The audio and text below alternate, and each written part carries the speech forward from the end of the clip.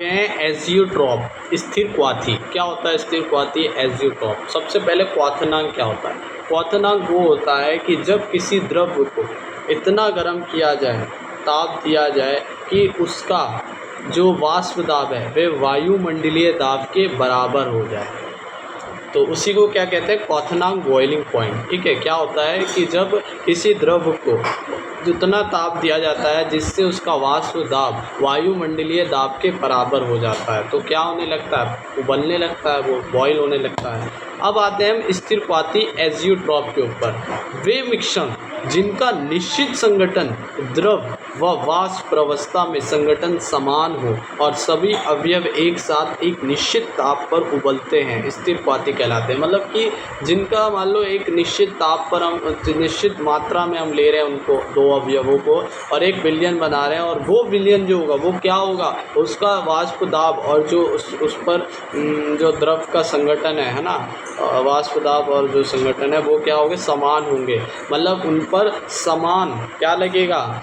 उनका समान क्वाथनांक होगा, है ना। मतलब एक उनका समान क्वाथनांक बन जाएगा, तो उसी को स्थिर क्वाथी कहला रहे हैं। निश्चित ताप पर उबलने लगे, मतलब समान क्वाथनांक है, इसीलिए उनको स्थिर क्वाथी कहलाते हैं। और इस मिश्रण के घटकों को प्रभावी आसवन द्वारा अलग नहीं किया जाता। प्रभावी आसवन मतलब कि जैसे कि हमने दो अवयव मिलाए, उसमें ए से ए को जब हमने 100 डिग्री सेल्सियस करा तो उबल गया, और बी को जब हमने करा 50 डिग्री तो वो उबल गया, तो ये अलग अलग उबल रहे हैं, पर यहाँ पर प्रभावी आसवन नहीं होता है। ठीक है, उनसे अलग नहीं होते हैं, और ये एक साथ ही क्या होते हैं?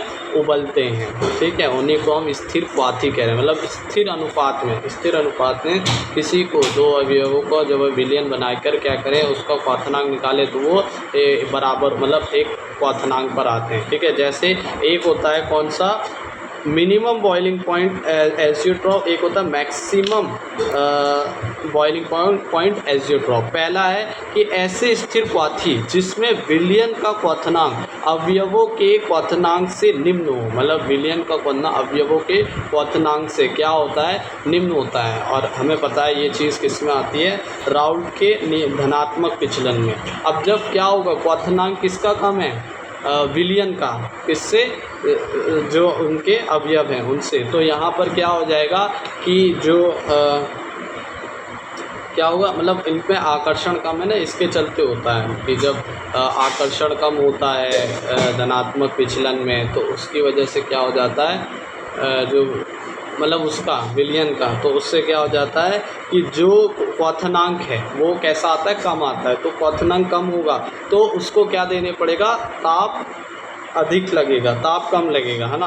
विलयन का क्वाथनांक कम होगा तो जल्दी से बॉयल हो जाएगा, क्वाथनांक कम होगा तो जल्दी से बॉयल हो जाएगा। वही बात हो गई, कम आकर्षण के चलते, है ना, जल्दी से पानी मतलब उबलने लगेगा, तो ये इसको ताप कम लगेगा। कैसे? जैसे कि उदाहरण में जल 5% लिया और अल्कोहल 95% लिया। ठीक है, हमें पता है जल का क्वाथनांक होता है 100 डिग्री सेल्सियस, मतलब कि 373 केल्विन, और अल्कोहल का रहता है 78.5 डिग्री सेल्सियस, मतलब कि हो गया 351.5 केल्विन टेम्परेचर पे क्वाथनांक मतलब हो जाता है, उबलने लगता है अल्कोहल।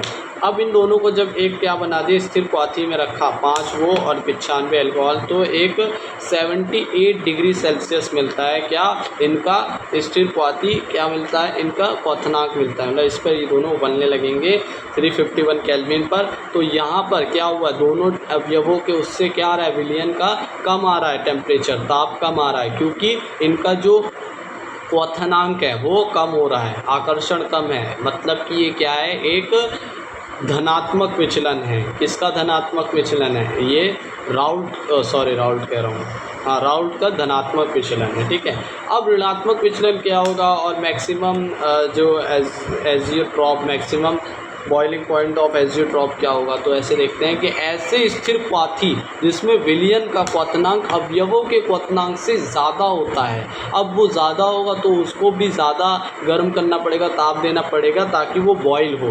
तो क्या होगा कि राउल्ट के नियम से ऋणात्मक विचलन दर्शाता है, क्योंकि यहाँ पर क्या ज़्यादा हो रहा है? विलयन ज़्यादा हो रहा है, पी नॉट एक्स नॉट ज़्यादा हो रहा है P1 से। तो यहाँ पर क्या है?